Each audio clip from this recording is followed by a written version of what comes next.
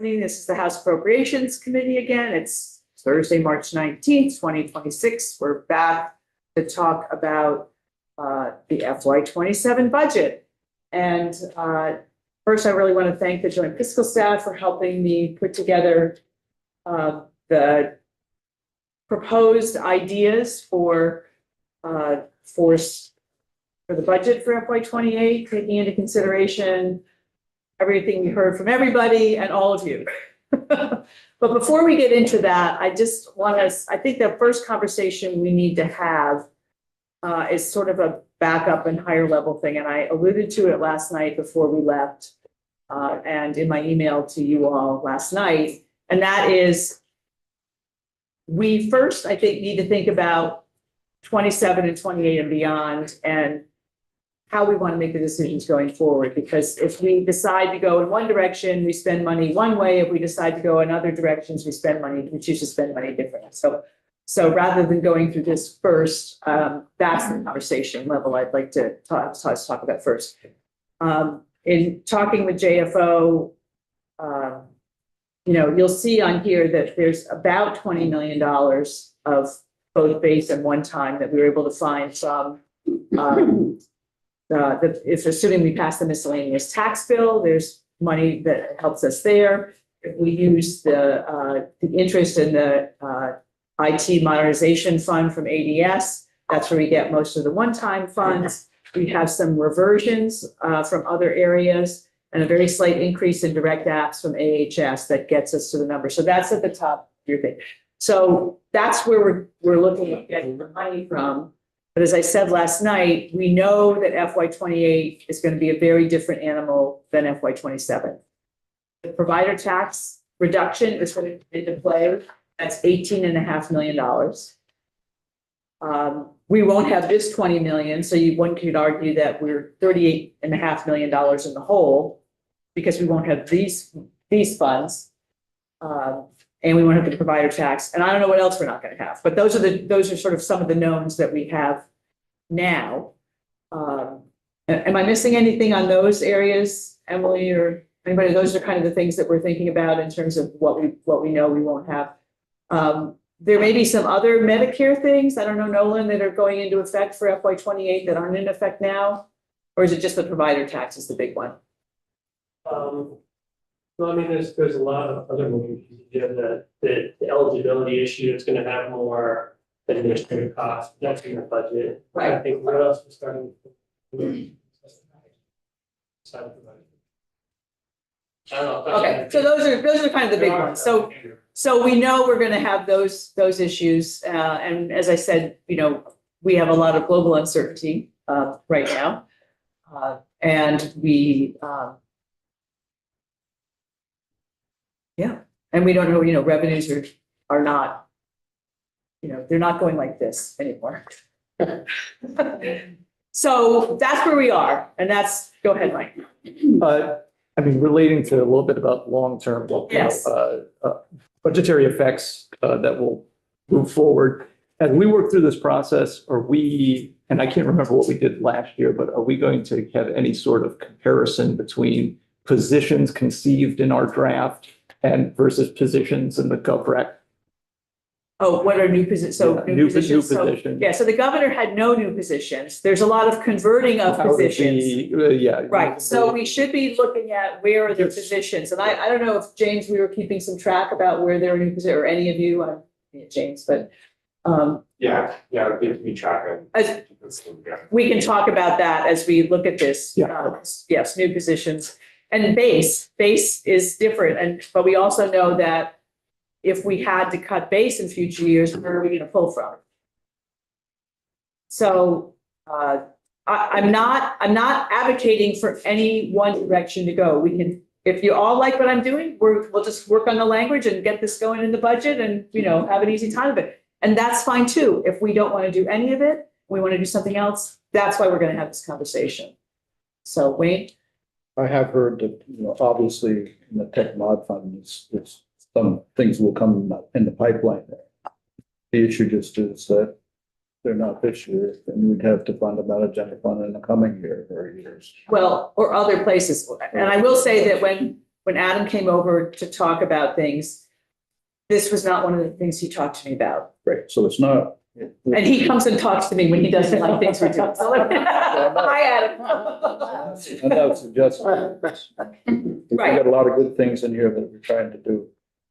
So, not suggesting that at all, just. Right. Just a place marker there, That's right. pay now or pay later, take now. That's true with everything we're doing. And the advocates who are all here heard me talk about this all yesterday, and they're going to keep hearing us talk about this. So the money that we have, even the small amount we have now, is not what we're going to have next year. So people who are used to relying on the state need to be planning for what happens if they can't rely on the state in the same way that they've been able to.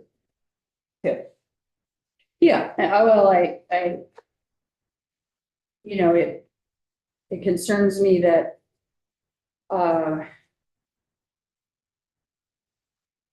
it concerns me that we're not socking some money away for what we know is going to be a very hard year. And yet I'm telling you kind of my thought process as I look at all these things. I think some of these things provide an off-ramp in that until things change, unless something at the federal level changes. I'm not quite sure. I mean, I guess I'm emphasizing what you were saying, Robin, that it's depressing to me.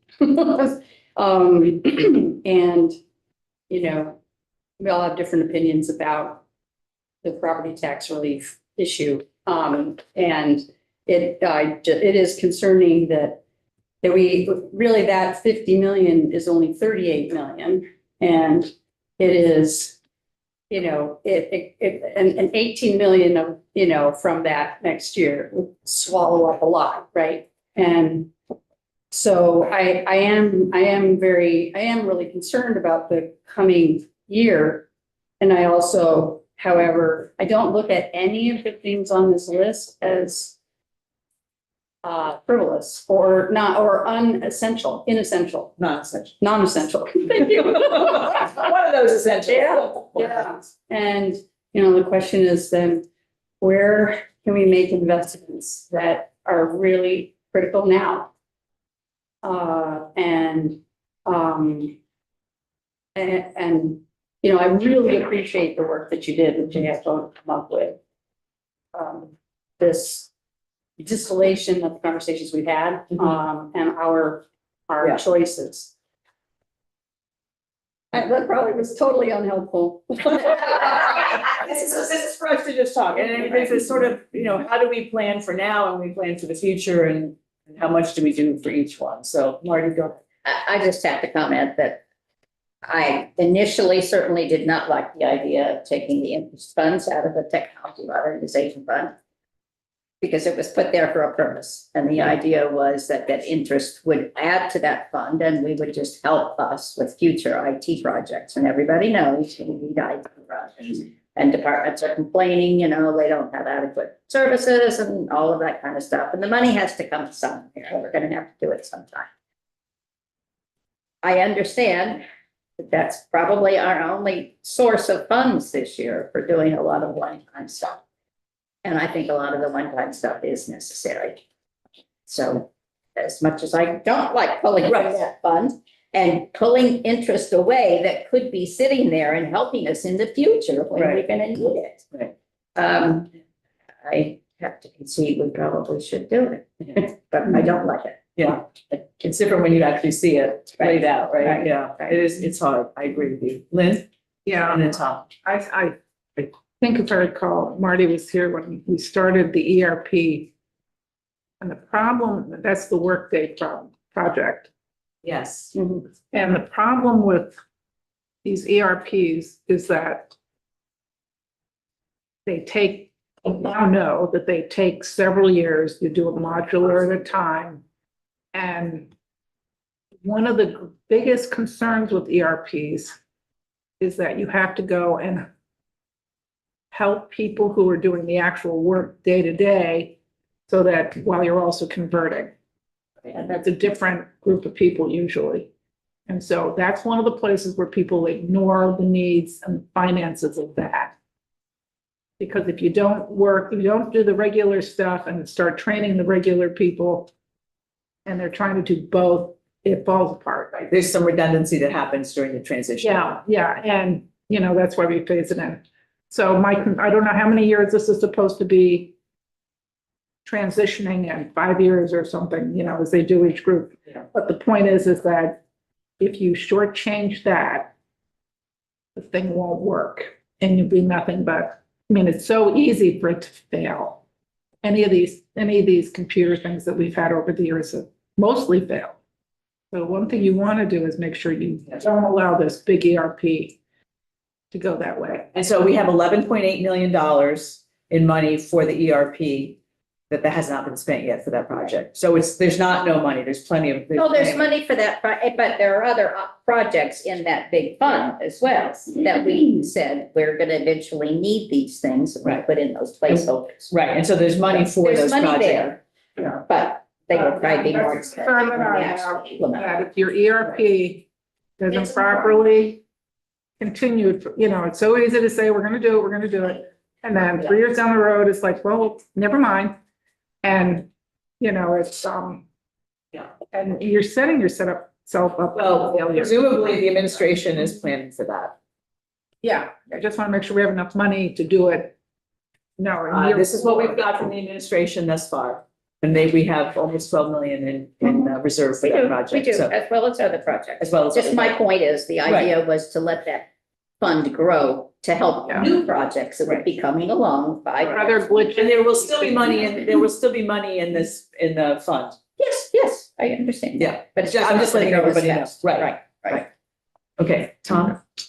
To get back to the conversation about this year, next year, whatever. Yeah. And this will probably prove that I'm really unfit to be on this committee.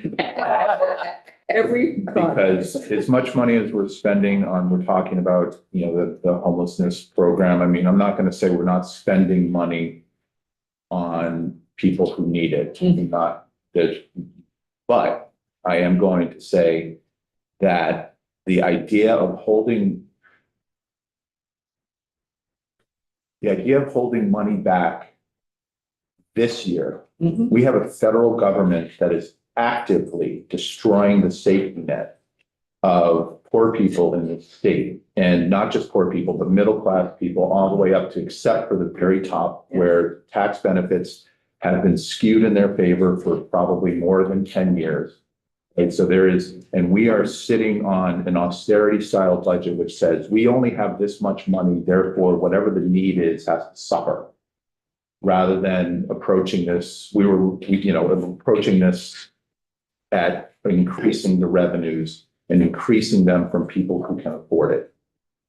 When I look at what this budget that came first from the governor's office, from the executive branch, and then came down to us, when I see the political conversation reduced to, I'm for affordability at a time when the federal government has cut healthcare tax benefits for people who need to qualify for the ACA. They are cutting services across the board. Our health insurance plans are changing and getting more expensive. The services that we need are being pressured by what's going on across the hall, which is an overuse. We're taking $170 billion federally away from projects that would help people that we're trying to help here. Mhm. And again, I don't want to dismiss or diminish the work that we've done or the work that's even in the budget to address some of those. Mhm. But what this is missing to me is the amount of chaos. Because quite frankly, I don't care about ERP. I don't care about how we're spending money because we've spent it poorly. ADS has spent money poorly if we're $25 million in the hole. Mhm. So I'm just going to keep advocating for making a judicious use of that money, but it's not about not saving for next year. but this reliance and this insistence that we've had, and it's not just on you, because this Yeah. is amazing work, but I've heard this for the whole time I've been in this building. We have to worry about next year, and I get it. Yeah.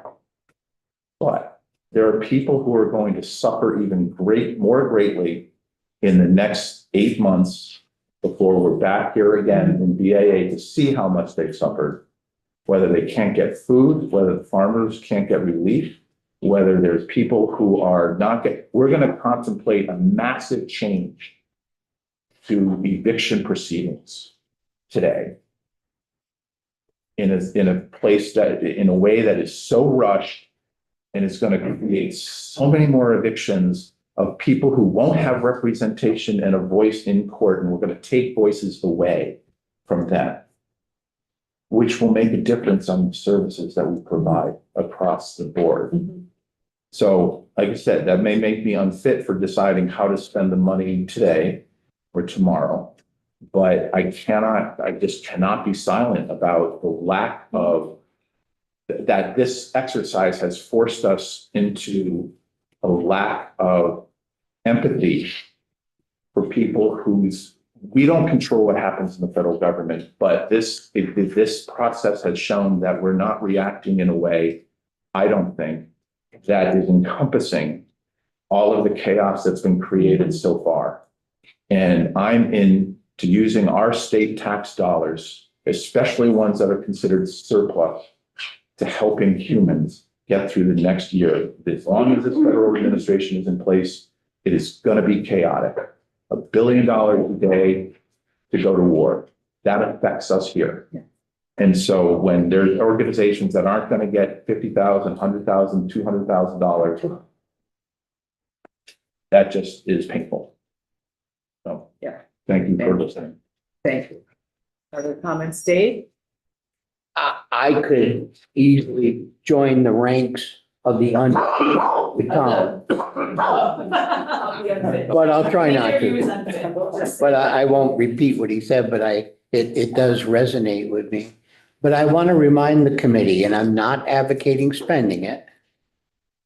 Depending how you count it, we have well over 300 million in reserves. And if you add the money that we set aside last year, it's upwards approaching 400 million. That's a good thing. So so I'm inclined not to try to take more from those who, in my opinion, have little this year. It makes me feel good that we have at least some capacity, which I know, if there's an economic downturn, we can chew through that quickly, but it is there. Yeah. It's not like we're sitting with nothing. Right. So that can be our sort of reserve for the future kind of. Yes, that's the way I look at it, and I hope we don't have to tap it, but I'm grateful those who've come before us, including some of us on this committee, have salted some Yes. away. I often think how we work in such earnest to have reserves and have good balance sheets. But I fear often it comes at the expense of our Vermont population. They drive with their cars on roads that take a beating on them, Right. and all the healthcare out of pocket that they pay, and the electric, all these things that, because we can't do things, it comes at their expense. Yes. And that doesn't set well with me. Yeah. But I'm very grateful for all the work you've done. I want to be honest, I've been vacillating on whether I could support this budget. This is one of those days when I feel I can, but I'm back and forth saying, I'm thinking, oh my Lord, when I look at primary care, and we all know why the numbers, it's not there, but it scares me. Yeah. Imagine what's unraveling on our watch. Yes. Thank you. Thanks, Dave. Do people want to have comments? John and then Wayne? Thanks for doing this.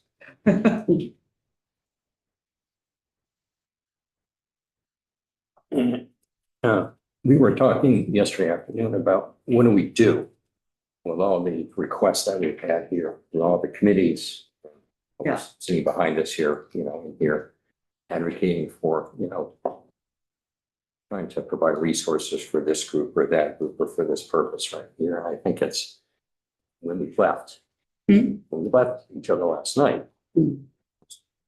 got this, whatever time it was, 9:30. 9:30. Sorry.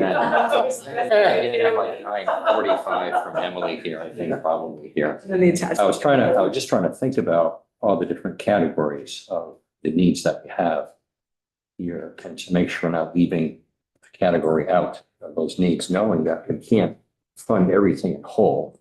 Some things we can because the requests were relatively small. Right.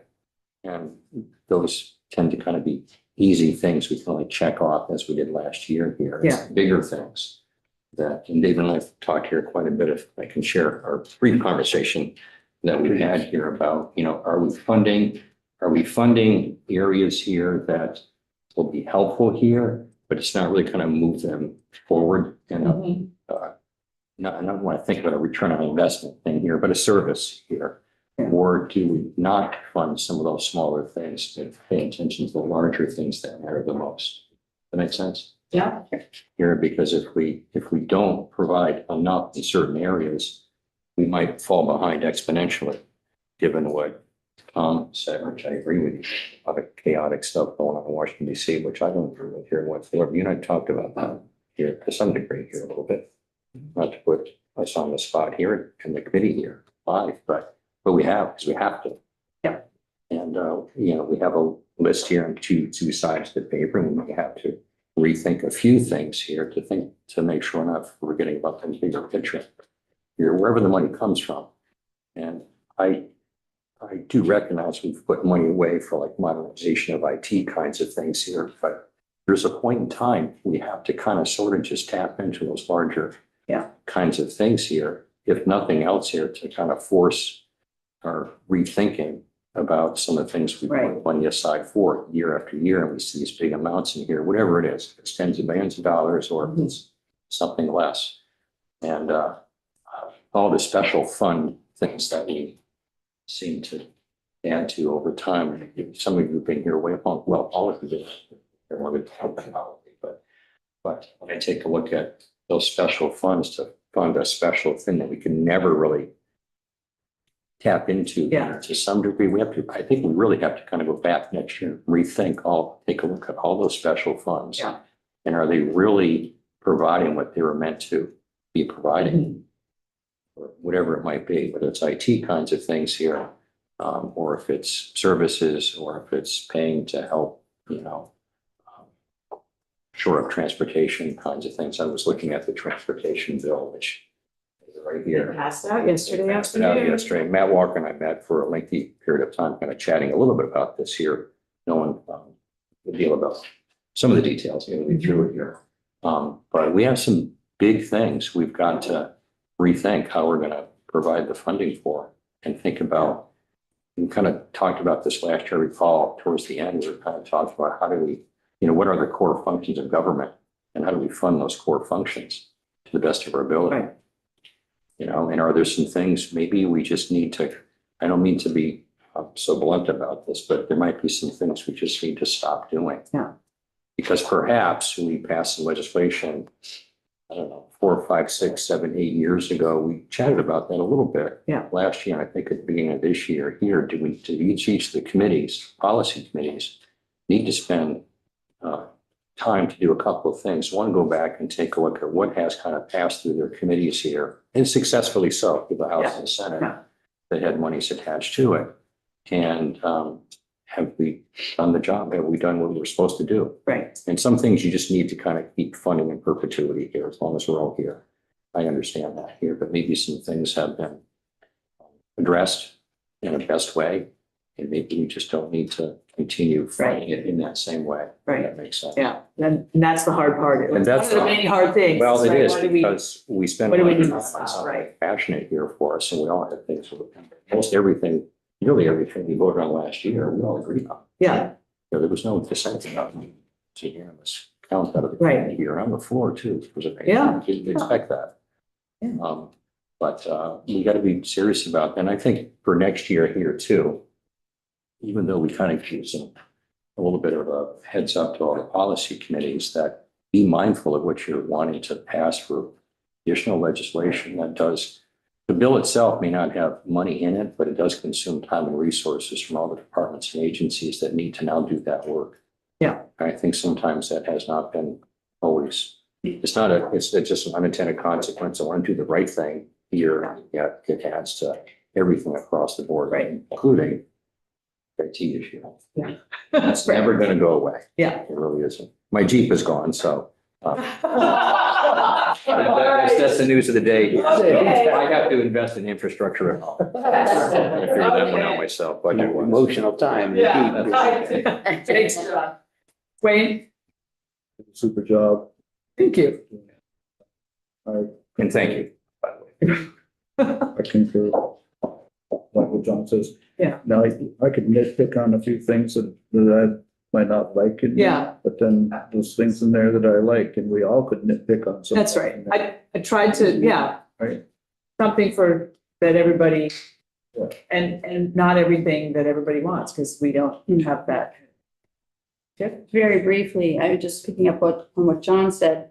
I think it's really hard for policy committees in the context of doing the work that they're doing in a session to actually dig in the way that you're talking about. Yeah. And I don't know what the answer is. Is it a kind of a task force? It's really looking at how we're structured and what needs we aren't meeting, or where we're really not.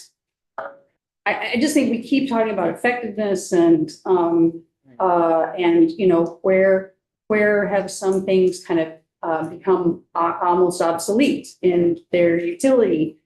I don't know what those things are. I don't know how any policy committee, and certainly not this committee, can dig into that in the time that we have in a session.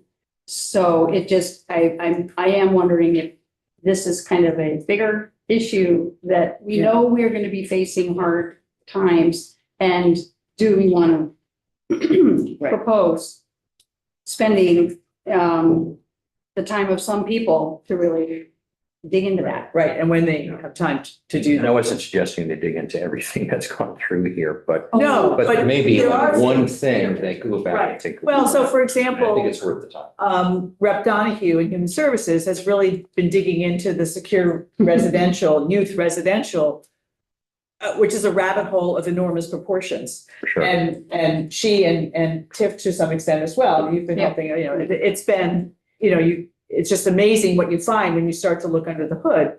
And there are many of those programs, and, you know, we'll have some time in April, once we get this budget out, are there some things that we want to dig into? We don't have the same knowledge, you know, and experience that the policy committees have, but if there's something that we want to take a look at more, then perhaps that could be something that we can do.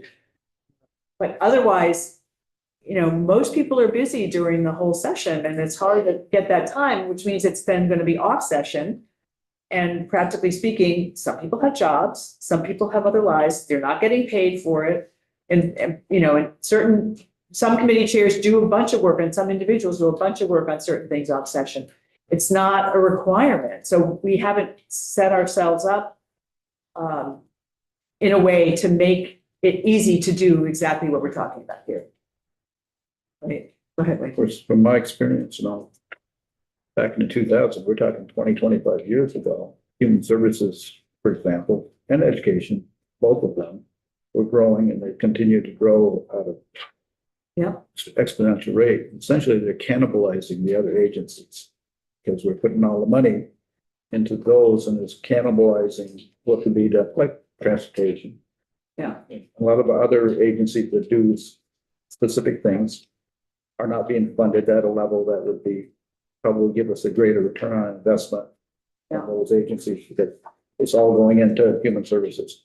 And that's the elephant that was looked at since 2000. They sent someone over to try to straighten it out at one time, and didn't, but it's huge, and it's within that agency. There's got to be a whole bunch of things that, And there may be, and it's not just those areas.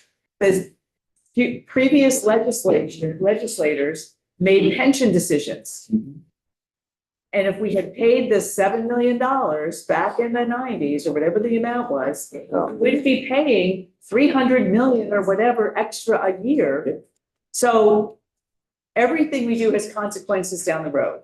And we can't anticipate what all of them are, but this is where we are. Is that like Fish and Wildlife? When I was there, we created the, you get over, if you're older than, what, 62 or 65, Oh, yeah, it's free. I don't for know. life, yeah. Well, then you have the lifetime licenses which were put in place. Right, We didn't, we looked at that time. We didn't believe that that was going to be a sustaining Yeah. model, that it wasn't going to raise enough funds to pay for Yeah. the costs.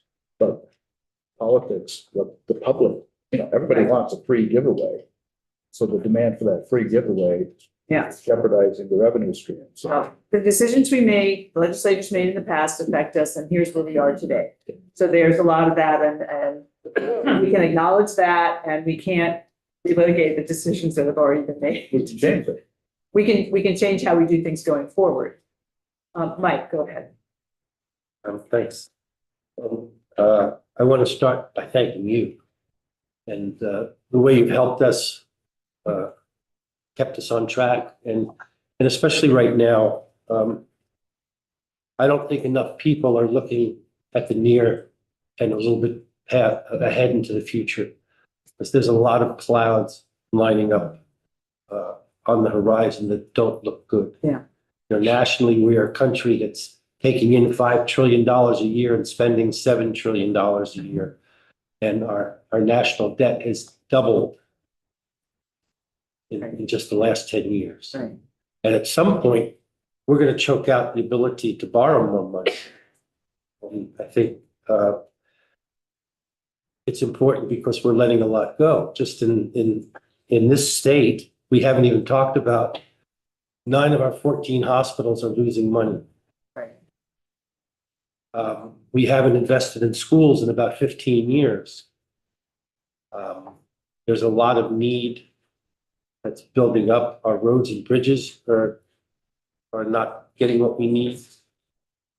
So I think it's important to raise the idea that we're not going to be rolling in dough next year, for the next couple of years, as long as the leadership at the top keeps us on this path of, you said, spending $1 billion a day on bombs or tax breaks. That's where that $2 trillion gap is from, between military and tax breaks. So that leadership is not going to change things, at least for a few years. So we're going to have to do what we can here with what we have. I want to see if there's other people who haven't spoken yet. And Mike and Trevor haven't said anything. I want to give you a chance if you have anything you want to say. If I may. Yes. I'm not going to add to the sentiment that's been expressed, but I agree with the sentiment that's been expressed here. And I think as a group, we produced a good document here, even with its limitations. Yeah. I think we've done a good job of supporting groups that are not agencies, departments in particular, that do good work. We all recognize it. Even though we can't fully fund their work, but I think we've done a reasonable job of supporting that group.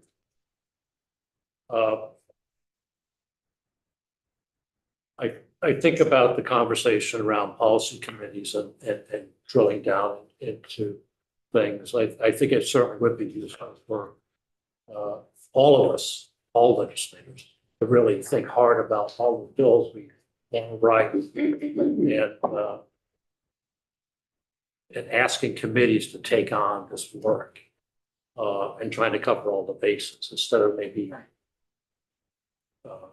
whittling that down, throwing that down, and really paying attention to those things that have the highest priority, that you can do the work that we're talking about here to drill down and figure out what's going on.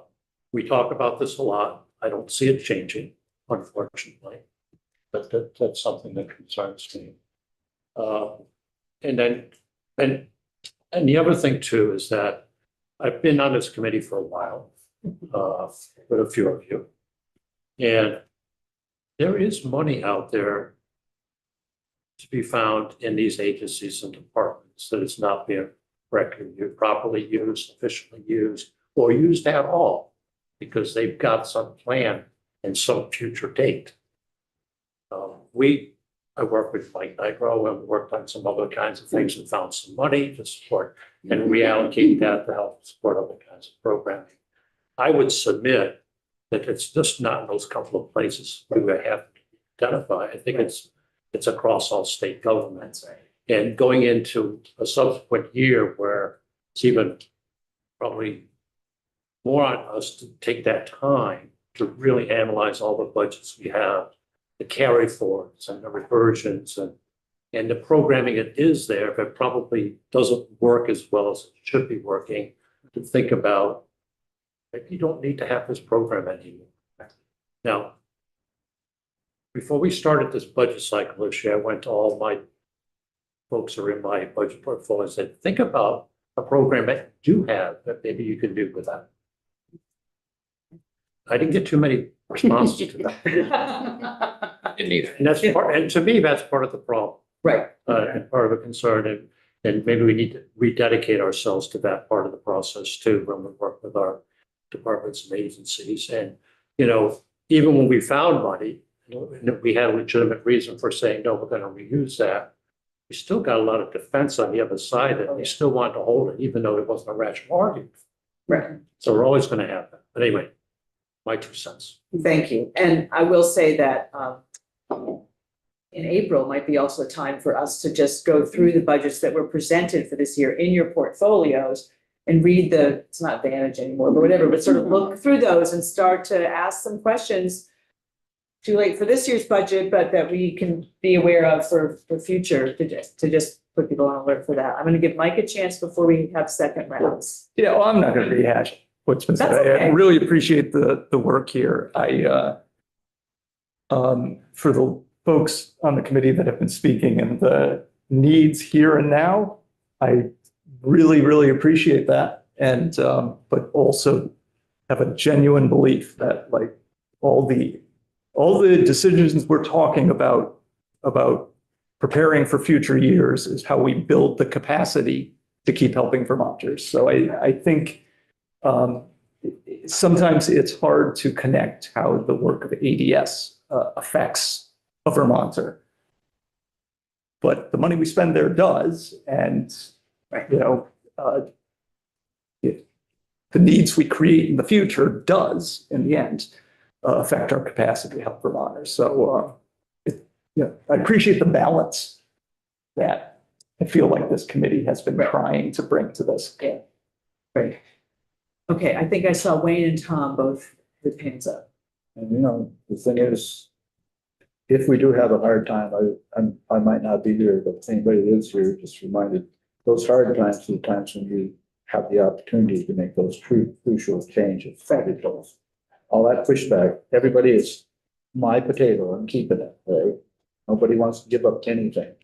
But the conversation becomes different. Right. In a time when, you know, everything tanks. Yeah. You have to take advantage of that opportunity when it comes, because it's fleeting, because everything goes up and down. Next thing you know, you're right back where you were. Yeah. You haven't fixed anything, right? There's a saying that I heard once, maybe it was in the 2008 time, that a crisis is a terrible thing to waste. Yes. Right? Yes. So it is, it's not my. So I have Tom and then Lynn, or was it my? Okay. Yeah, just quickly on what Trevor was saying, it's that trap of, well, we should be looking for, I think we ended last year with, well, we're gonna get really good at accountability. Yeah. And again, we don't have the time, even the documents we're getting from the administration, the ups and downs don't really, and none of us are skilled enough to get through the big book and read it, or some of us are unfit for that. But I almost think, and JFO is not the right organization to do that, because we have a congressional budget office that supposedly scours budgets in DC. I mean, at least in theory. Yeah. For exactly what Trevor was asking for. And it's like, we don't have that because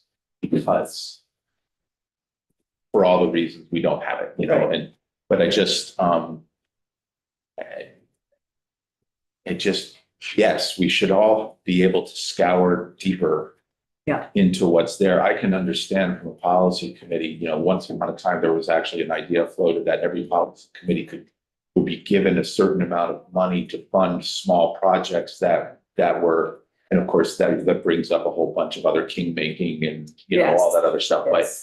But the idea that, to say, again, I said this a couple of weeks ago, to say to a policy committee that we don't have any money, therefore whatever you're doing requires no money, is a really difficult thing to tell a policy committee, because the other 139 people in this building, then what is it they're doing? They're responding to Vermonters. They're the ones on the house is the one with the ears to the ground. I know that's pretty houses of us, but but here we are. So I just want to, I keep,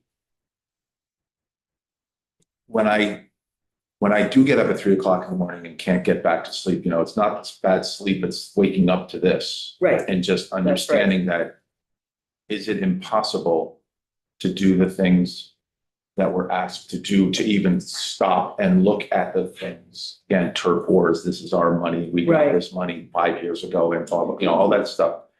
It's just really, I still come back to, and again, I want to reiterate the work that we've done, the work that you've done guiding us to this point is really important. Yeah. And we've known since day one that today and tomorrow we're going to suck. And everything building up to that. Yeah. And I do appreciate, I want to make clear that I really appreciate experiencing it, even though I'm still on it. But the idea of saying, of getting to that point, I don't know we can identify what we want to do, but structurally, how do we get there? Right. Is another question that I don't know how you answer it in this system. I don't know who institutes that kind of review. So I just, so I'm back here to think here and now, and what is it that we can do today? Right. That's going to help. It's not about, to me, it's not necessarily making more affordable. We can't stop the gas prices from going up. But we can provide some kind of help to the people who can't afford that. And I don't know what that is. Yeah. I want to just go back to one other thing. When Trevor talked about a lot of bills, we have almost 1,000 bills over this biennium. Mm-hmm. And that's a lot of work for our joint fiscal office, for our legislative council, for the policy committees. And so I have the statistics from the State House, from Betsy, the clerk's office. How many bills do you think get passed into law? What percentage of bills that we do in a biennium get passed into law? 10%. It's between 16 and 17% of all bills that come through. So if we have 1,000 bills, there might be 160 bills. Short form. So, sure. Yes. Or limitation of something. Well, there's a lot. And so one of the things that was done to protect Ledge Council a few years ago was to put those deadlines of when you can draft legislation. I mean, we had a legislator one year who put in 94 bill requests. And I've thought about, why don't we limit the number of bill requests one person can have? I mean, the committee bills are different. Anyway, so I just want to give that in context when we have so many, and it puts a lot of work for a lot of people that maybe we could be doing other things instead of doing that work. So I've got Mike first and then Landon and Wayne, okay? I just want to share a quick anecdote about how some of what we do helps. And it's in a small way, the youth council is something that I and Coach Christie and Diane Lanfear worked 5 years. And the sticking point was a $40,000 appropriation, because we wanted to give these students a stipend participating. Last year, I met with the youth council at Brattleboro High School. And I asked about how it was going, and these kids are just so into it. And one kid said, and the stipends really help. He said, because I had a friend who said, do you want to make some money selling drugs? And I said, I don't need it because I'm getting the stipend. That's a good investment. Yeah. Thank you, Mike. Lyndon. I would also like to agree with Tom that this is depressing. Yes. And I think we can all agree on that. yes, and I sit here. I mean, I'm going through my stuff and I see things and I try to do the research and all that. But we had, I think her name is Jill Britt Campbell. And I've been involved in education for over 45 years in some capacity in the K-12, of course, now in the higher education, but I worked in higher education before I got here. The point of it is I see education as the great equalizer, the great opportunity. You want to go and become more stable financial person. You want to improve the lot of your family. You want, I mean, something is out there in education that can help you do it, right? Okay, it is like bottom, it's first thing to work with. I don't care where you're at, it'll meet you where you are and it'll help you. And it provides support services for other people who have a difficult time. I mean, our schools do everything. And I listen to, we've got all this money we're putting into education, and we've had battles for the past 2 years over masks. And I listened to Jill Briggs talk about it, and my experience, my lived experience as a school board member, a member, active in the school, in the community, as a parent, whatever. I sat and listened. I mean, I know we have had at least 2 or 3 statutes that have had try to get our accounting system so it's standardized for a population of 640,000 people. Yeah. And a school that had maybe 110, 120 people. We now have 80 or 73,000, I don't know, whatever it is. It has never been enforced. It has never been cooperated. It is, we still have a whole slew of things. We had graduation requirements briefly under the foundation plan for Madeline Kunin. I'm not sure they're there anymore. The superintendent that I know tells me we don't have any graduation requirements. They're grading groups. I mean, there is nothing that's uniform. There is no accountability. It is like you can't. I mean, I remember Mary Hooper complaining in this committee years ago. Why can't they all do the same thing? You're comparing apples to oranges to grapefruit to lemon. And this is the most basic accountability. Yeah. And nobody knows what they're doing. And they duplicate things. And then on top of it, we throw in all the social services, which are helpful and needed. Yeah. But we don't have any, it's just like, that's what we should be talking about in education instead of maps. That's not, because we waste money. Nobody knows where the money goes, and there's a little bit around the edges, but it's like, that's what we should be talking, because we're not serving our students. We're not serving our communities and the taxpayers. We're not serving our teachers or their administrators. They're all. Yeah. And the students get left out of the equation so often. And it's not in here because we don't do it. Right. But geez and crow, we should be doing that. Yeah. That would actually, I mean, that's 2.3 billion. That's 25% of our budget. And it's like, Right. What if we all worked on that? we could do that and we're not doing it. Yeah. Right. And that, anytime we get into education, boy, we could spend hours and the whole It's a day. lose-lose. It's a lose-lose. And if we had the backbone to do it, we could have a win-win. Yeah. Well, and we can't even get 11 people in a room to agree on anything. Yeah. This is how tough that nut is to crack, because, and that's a microcosm of the state of Vermont. Yes, and it's all politics, and it's no different. It's all about where my school district is and how it's going to be affected. And so we don't have enough sort of looking at the whole state. So I guess we could be glad we're not on the education committee and we're on the appropriations. And there are, I don't know, maybe you'd like to be there instead. But anyway. 25% of Stay our right budget. here. 25% of our budget. It's a huge amount of our budget, yes. And Act 173 or 173? Act 70. 73. I mean, the part of the timeline is universal graduation requirements, universal calendar, or some of those things. The calendar. Oh, my gosh. Yeah. Oh, exactly. So we could all go on and on about that, but that's beyond here. So what I'm hearing from this committee, and please correct me if I'm wrong, is that we're going to use these sources of funds that we've identified. That was the question we had before. And then we're going to, this is a proposal on how we want to do it. So now that we've agreed on that part, what I'm going to do is we're going to take a break, and if there are certain things that you feel strongly about one way or the other, this is sort of, we're now starting from the same page, because that was a question we had to answer. We've answered that question. And then, so I want you all to have some time to think about that, and I can chat with some of you, and, we can just see where we are, and then we'll come back and we'll have a more public conversation about how we want to go about with what I've presented as a draft proposal. Okay. And so we'll have a little bit of time now to do that. And then Martin's coming in at 11:15. He's going to talk about his part of the landlord tenant bill, A772. We're not voting, but they've made some significant changes. And so he's going to fill us in on the judiciary part. He also has some things to say about the homeless youth. The bill we heard yesterday, 567. It's not just about unaccompanied homeless youth. It's more than that, but that's the bill. And there's some judiciary pieces on that he's going to fill us in on as well. So we'll have more time to be getting together, chatting amongst ourselves and getting together.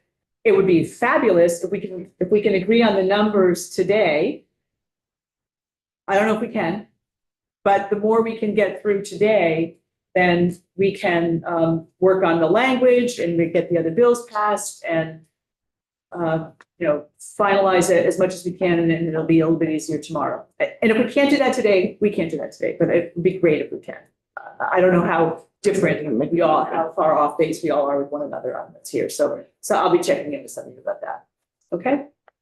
Any last thoughts before we go up live? Maybe some training, some new people come in, that they might advise that, 50 bills just because it feels good, not necessarily a good thing to do. So part of new member training. Right. Yeah. You don't need to come every year. Was actually, some years ago, there was a bill put in by Mark Hickley that said you can only put 5 bills in a year. And in some places, they only make the bills available the first year. You can't put any in the second half of the biennium. So there are ways to make this shorter. Yeah, absolutely. We're not going to solve that in this committee today or tomorrow, but it's a good point. All right, let's go off live.